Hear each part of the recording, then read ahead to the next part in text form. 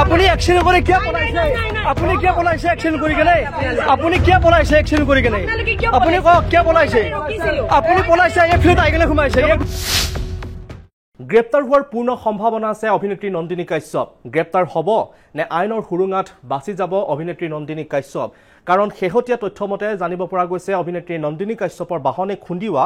আহত যিগৰাকী যুৱক আছিল সামিউল হক সেই সামিউল হকৰ বৰ্তমান মৃত্যু হৈছে আৰু এই ঘটনাৰ পাছতে এতিয়া বিপদ বাঢ়িছে অভিনেত্ৰী নন্দিনী কাশ্যপ কিন্তু এইখিনিতে উল্লেখযোগ্য কথাটো হৈছে যে অভিনেত্ৰী নন্দিনী কাশ্যপে আইনৰ হুৰুঙাত বাছি যাব নেকি কাৰণ 25 জুলাইত সেই ভয়ংকৰ দুৰ্ঘটনাটো সংঘটিত কৰিছিল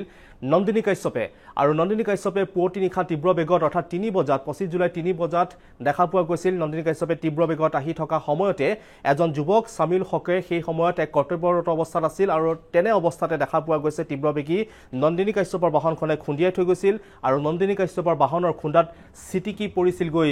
সামিউল হক আৰু সেই স্থান ত্যাগ কৰিছিল নন্দিনী কাশ্যপে তীব্ৰ বেগত আহি থকা নন্দিনী কাশ্যপে সামিউলক খুন্দিয়াই পলায়ন কৰিছিল আৰু পৰৱৰ্তী সময়ত কেইবাগৰাকীও যুৱকে নন্দিনী কাশ্যপৰ পিছা লৈছিল আৰু তাৰ পাছতে আৰম্ভ হৈছিল নন্দিনী কাশ্যপৰ বিপদ আৰু শেহতীয়াকৈ চিকিৎসাধীন অৱস্থাত প্ৰথমে গুৱাহাটী মেডিকেল কলেজ হাস্পতালত চিকিৎসাধীন কৰা হৈছিল সামিউল হকক আৰু পৰৱৰ্তী সময়ত উন্নত চিকিৎসাৰ বাবে গুৱাহাটী ব্যক্তিগত চিকিৎসালয় এপলো হাস্পতালত ভৰ্তি কৰা হৈছিল কিন্তু চিকিৎসাধীন অৱস্থাত মৃত্যু হৈছে সামিউলৰ আৰু এইখিনিতে উল্লেখ কৰিব লাগিব যে সামিউলৰ আঘাত কিছু বুলিহে উল্লেখ কৰিছিল সামান্য আঘাত বুলি উল্লেখ কৰিছিল নন্দিনী কাশ্যপে বিষয় নহয় তেখেতৰ আঘাতৰ বিষয় গতিকে মই সঠিকভাৱে মই ক'বই নোৱাৰো যে তেখেতৰ ক'ত দুখ পাইছে কি হৈছে কোনোবাইতো আজিহে ক্লিয়াৰ হৈছো মই আজি যে যেতিয়া তেখেতৰ পৰিয়ালৰ মানুহ আহি কৈছে তেতিয়াহে মই ক্লিয়াৰ হৈছো কোনোবাই কৈছে ভৰি ছিঙি গৈছে কোনোবাই কৈছে ইটো হৈছে ইটো হৈছে কিন্তু তেখেতৰ লগত কথা পাতা আজি আপুনি কি শুনিলে কি হোৱা বুলি গম পালে তেখেতৰ মই এটোৱে হোৱা বুলি গম পালো পেটত দুখ পাইছে আৰু ভৰিত তেও দুখ পাইছে দুখন ভৰি কেইবা ঠাইতো হাড় ভাঙিছে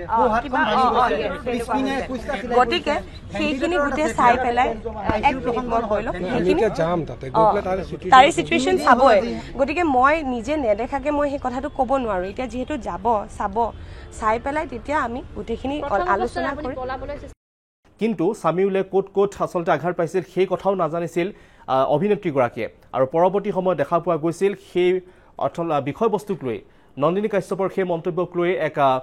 সমালোচনাৰ সন্মুখীন হ'ব লগা হৈছিল অভিনেত্ৰীগৰাকী বিভিন্নজনে সমালোচনা কৰিছিল কাৰণ অতি গুৰুতৰভাৱে আঘাতপ্ৰাপ্ত হৈছিল মূৰত 10টাকৈ চিলাই পৰিছিল সোঁহাত ভাগি গৈছিল ভৰিত আঘাতপ্ৰাপ্ত হৈছিল বুকুত আঘাতপ্ৰাপ্ত হৈছিল আৰু অৱশেষত সেইগৰাকী সংকটজনক অৱস্থাত থকা সামিউল হকে প্ৰাণ ত্যাগ কৰে আজি কিছু সময় পূৰ্বে অৰ্থাৎ 29 জুলাইত সন্ধিয়া ভাগত প্ৰাণ ত্যাগ কৰিছে সামিউল হকে কিন্তু এইখিনিতে সামিউল হকৰ পৰিয়ালে উত্থাপন কৰিছে যে কোনো এদিন আচলতে এই দুৰ্ঘটনা সংঘটিত হোৱাৰ পাছতে কোনো এদিনে খবৰ নোলোৱাৰ অভিযোগ উত্থাপন কৰিছে নন্দিনী কাশ্যপৰ বিৰুদ্ধে আৰু পৰৱৰ্তী সময়ত আৰক্ষীৰ অৰ্থাৎ দেখা পোৱা গৈছিল তদন্ত সেই তদন্তৰ ক্ষেত্ৰতো কিছু আচলতে ৰহস্যৰ সৃষ্টি হোৱা বুলি বহুতে কৈছিল কাৰণ 25 জুলাইতে সংঘটিত হোৱা এই দুৰ্ঘটনাৰ পাছতে আজি কিয় নন্দিনী কাশ্যপৰ বলেৰো বাহনখন আচলতে জব্দ কৰিছে ইমান দিনে কি কৰি আছিল তাক লৈ আচলতে প্ৰশ্ন উত্থাপন কৰিছে কাৰণ দিছপুৰ থানাক লৈ পূৰ্বতেও আচলতে তেনেবোৰ এক অভিযোগ আছে কাৰণ দেখা পোৱা গৈছিল 2021 চনত ৰাজকন্যা নামৰ যিগৰাকী আচলতে মডেল আছিল সেই মডেলগৰাকীয়ে গুৱাহাটীৰ সুপাৰ মাৰ্কেটত যিখন উৰণীয়া সেতু নিৰ্মাণ হৈ আছিল আৰু সেই সময়ত সেই ৰাজকন্যা নামৰ যিগৰাকী মডেল সেই মডেলগৰাকীয়ে নিশাৰ ভাগত মাতাল হৈ আহি তীব্ৰ বেগত বাহন চলাই কেইবাগৰাকী শ্ৰমিকক উফৰাই নিছিল আৰু তাৰে এগৰাকী শ্ৰমিকৰ মৃত্যু হৈছিল কিন্তু সেইগৰাকী ৰাজকন্যা এতিয়াও বৰ্তমান কেনে অৱস্থাত বা ক'ত আছে সেই সম্পৰ্কে সকলোৱে জ্ঞাত কিন্তু এইগৰাকী অৰ্থাৎ নন্দিনী অভিনেত্ৰী নন্দিনীক লৈও তেনেধৰণৰ প্ৰশ্ন উত্থাপন কৰিছে থানা একেখনে দিছপুৰ থানা আৰু দিছপুৰ থানাৰ আচলতে এই তদন্ত কিয় ইমান লেহেমীয়া তাক লৈ আচলতে প্ৰশ্ন উত্থাপন কৰিছে বিভিন্নজনে যদি মানে এক্সিডেন্ট কৰি যদি মাৰ্ডাৰ কৰে সেইবিলাকত জেল হয় কিন্তু নন্দিনী কাশ্যপৰ কিয় জেল ধৰে এতিয়ালৈকে মানে এৰেষ্ট হোৱা নাই আৰক্ষীৰ ভূমিকাক লৈ সন্দেহ আছে আপোনালোকৰ নিশ্চয় সন্দেহ থাকিব এইটো সন্দেহ থাকিবলগীয়া কথাই হয় আমি ন্যায় এটা বিচাৰো আমাৰ পুলিচ প্ৰশাসনে সেই শিল্পীগৰাকীৰ এগেইনষ্টত এটা ভাল নন্দিনী কাশ্যপৰ ওপৰত অসম পুলিচ প্ৰশাসন পুলিচ প্ৰশাসনে কি বিহিত ব্যৱস্থা ল'ব আইন সকলো কাৰণে সমান বুলি কোৱা কথা এতিয়া আমি আহি থকা দিনত এতিয়া পৰীক্ষা কৰিম যে নন্দিনী কাশ্যপ বুলি কোৱা যি অভিযুক্ত যিয়ে ইতিমধ্যে ঘটনাটো সংঘটিত কৰিছে তেওঁৰ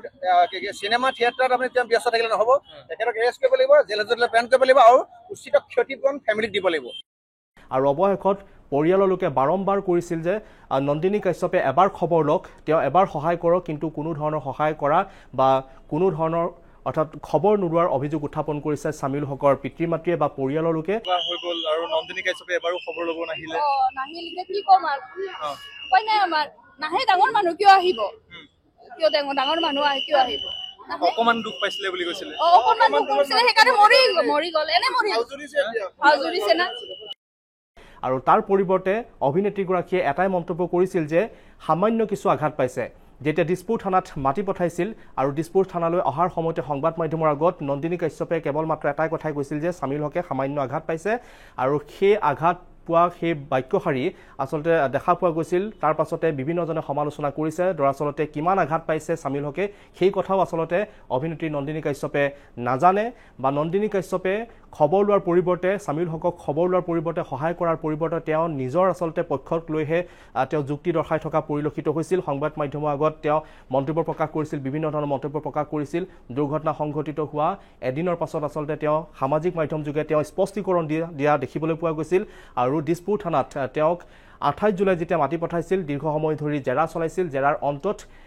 অভিনেত্ৰীগৰাকীয়ে সংবাদ মাধ্যমক এই কথাবিলাক উল্লেখ কৰিছিল তেওঁক আচলতে জেৰা নহয় সুদপুছৰ কাৰণেহে মাতি পঠাইছিল অৱশেষত দেখা পোৱা গৈছে শামিল হকৰ গুৰুতৰভাৱে সংকটজনক অৱস্থাত চিকিৎসাধীন হৈ থকা শামিল হকৰ মৃত্যু হৈছে কিন্তু এতিয়া প্ৰশ্ন হৈছে এইগৰাকী অভিনেত্ৰী নন্দিনী কাশ্যপ গ্ৰেপ্তাৰ হ'ব নে মুকলি আকাশৰ তলত